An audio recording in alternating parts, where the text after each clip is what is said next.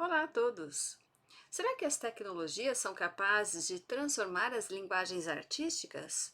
Bom, bora lá, eu sou Angélica Tobal, vem comigo que eu vou lhe explicar tudo sobre as tecnologias transformando as linguagens.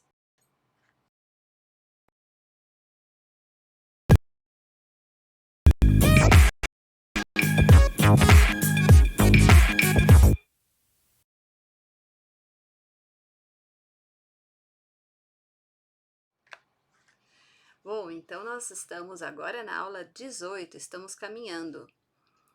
Tema da aula de hoje, a tecnologia transformando as linguagens. Uma das tarefas mais importantes da arte sempre foi a de gerar uma demanda cujo atendimento integral só poderia produzir-se mais tarde. A história de toda forma de arte conhece épocas críticas em que essa forma aspira a efeitos que só podem concretizar-se sem esforço no estágio técnico, isto é, numa forma de arte.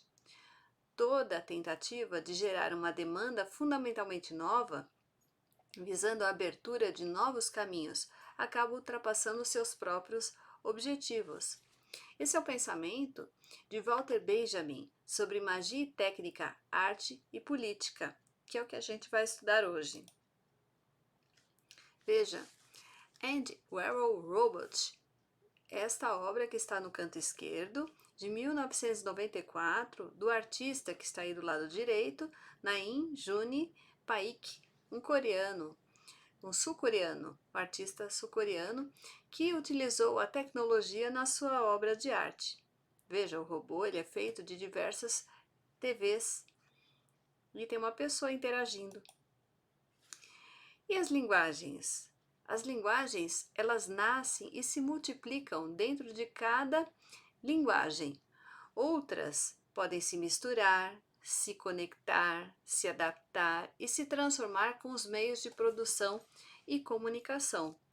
Nós temos os happenings, as performances, as intervenções urbanas, videoartes, as artes no computador, entre outras, que transformam as artes visuais. Então, nós temos a dança-teatro, a dança-circo, a dança de rua e a poética transformando as artes cênicas. Isso é muito importante. A música. A música também tem a nossa tecnologia.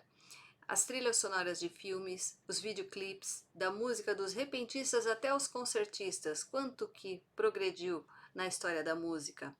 A videoarte é uma linguagem artística, ela é contemporânea e ela influenciou a criação de videoinstalação, a web art. E a linguagem na videoarte? Ela surgiu em meados da década de 60, a partir do acesso ao vídeo, porque os artistas eles descobriram o grande potencial da tecnologia como linguagem.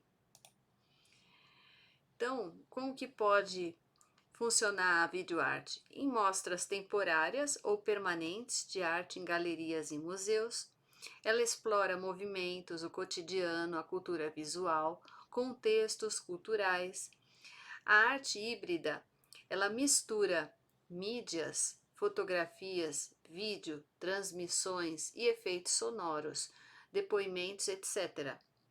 Ela pode dialogar com outras linguagens, por exemplo, os happenings, as performances, e ela trabalha com a questão da coletividade. Olha que bacana. Ela é produzida por muitas pessoas. Além do artista, ele é o propositor.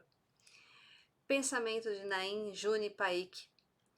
É preciso conhecer a tecnologia o bastante para subvertê-la, para humanizá-la. Pensamento importante deste grande representante, faleceu em 2006, Naim Juni Paik. Guarde esse nome. Arte contemporânea, linguagens e tecnologias. Arte multimídia, ela utiliza diversas linguagens e materialidades. Podem ser vídeos, imagens, tecnologias, músicas, performances ou proposições interativas. Artistas. Da videoarte nós temos dois nomes, por exemplo, Bruce Nauman, nasceu em 1941, e Bill Viola, de 1951.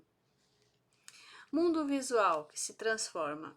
Imagens sempre fizeram parte do universo humano, desde da Idade Antiga, da pré-história, da arte rupestre até a arte contemporânea, com significações e valores, comunicam e constituem a cultura visual.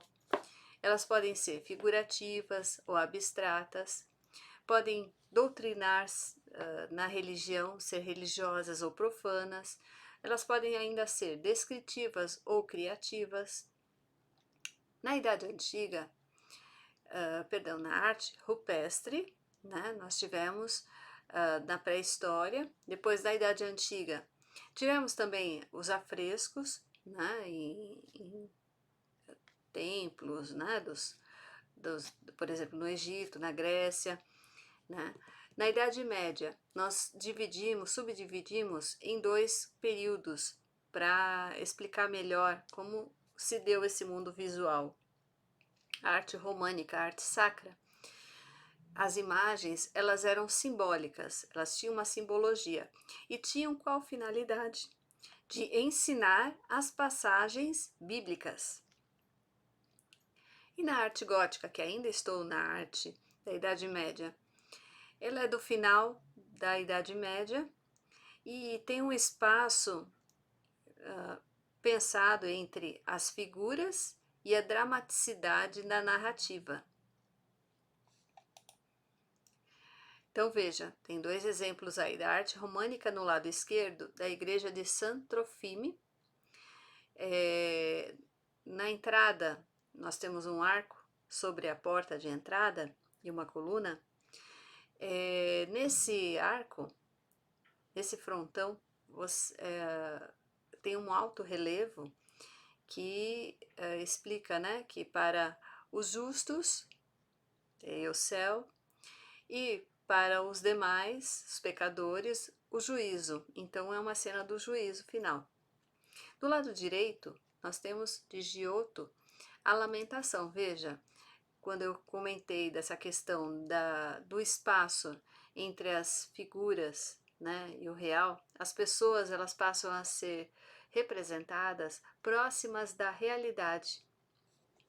Veja, elas adquirem volume. Então ele, de certa forma, ele vai anteceder Giotto Bondone, ele vai anteceder o que mais tarde vai fazer o Renascimento. Ele vai ser o precursor.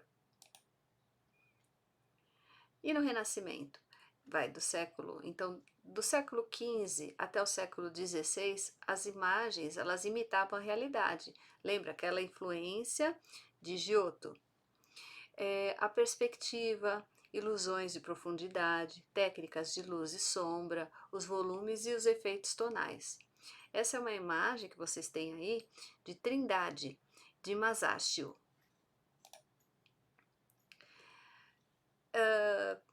Os artistas, eles podiam também viajar para conhecer outras imagens.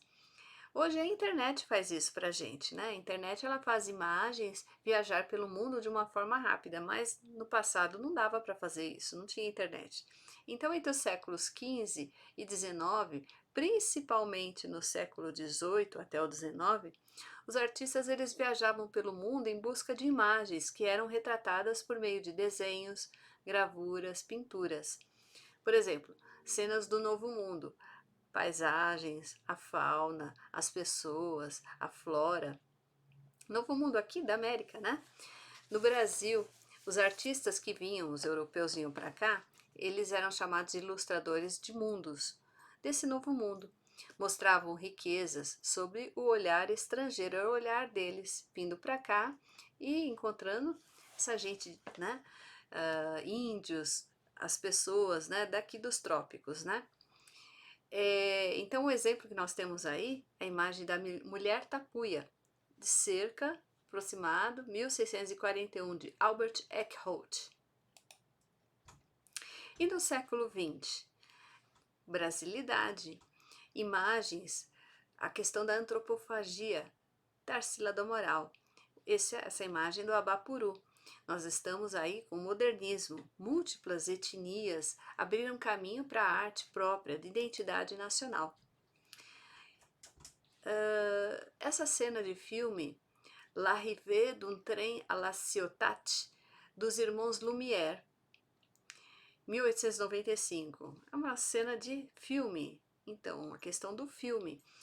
Imagine o público na época, né, não acostumada com o efeito da imagem, os sons, se depara então com um trem vindo na direção deles. O trem vem na sua direção. Qual foi a reação? As pessoas saíram correndo, elas ficaram assustadas. Então, essa foi impactante para essas pessoas ver aquela telão e aquela imagem vindo ao seu encontro. As pessoas ficaram muito assustadas. Foi um impacto, foi impactante, foi a questão do estranhamento das pessoas. Então, da importância dessa imagem. E Matrix, 1999, dos irmãos Wachowski. O olhar influenciado pela tecnologia para capturar e apresentar imagens da técnica do bullet time, o tempo de bala. Câmeras fotográficas digitais, elas foram posicionadas em torno da cena, além da câmera de filmagem. Então foi capturando a imagem, o movimento das personagens. Bastante interessante. E a cultura visual? Vivemos em meio a uma cultura visual intensa, criada pela tecnologia. Um exemplo que nós temos aí, que a arte, ela também, nós vimos a questão da arte pública, isso é uma arte pública. A Avenida Paulista, aconteceu uma mostra chamada Play em 2013, recente, né? Se a gente parar e pensar, a projeção de imagens em tela gigante. No prédio da federação, ele já tem um design diferente, né? Moderno. E aí o que foi projetado? Jogos de videogames antigos dos anos 80. A tecnologia, ela está a favor da arte. Então nós temos a arte intermídia. Ela compreende a metade do século XX. Usou, intermídia, já está falando entre mídias, duas ou mais linguagens por artistas e também produções que usam recursos diversos, inclusive os tecnológicos. Linguagem binária, a combinação numérica para que computadores decodifiquem sons e imagens, foi outro recurso. Então nós temos a arte intermídia e depois a linguagem binária. Quem que usou a linguagem binária? Um exemplo foi Valdemar Cordeiro, do grupo concretista Ruptura, da década de 60. Ele inaugurou a Computer Art. Qual que foi a sua obra? A Mulher que Não É Bebê, 1971. Lembram-se da Guerra do Vietnã? Então, nós temos aí a mulher que foi, né, queimada. Então, uma imagem dela, né? Então, de como essa imagem, nessa linguagem binária, ela pôde ser representada. Muito importante essa questão da menina queimada pelas bombas de napalm.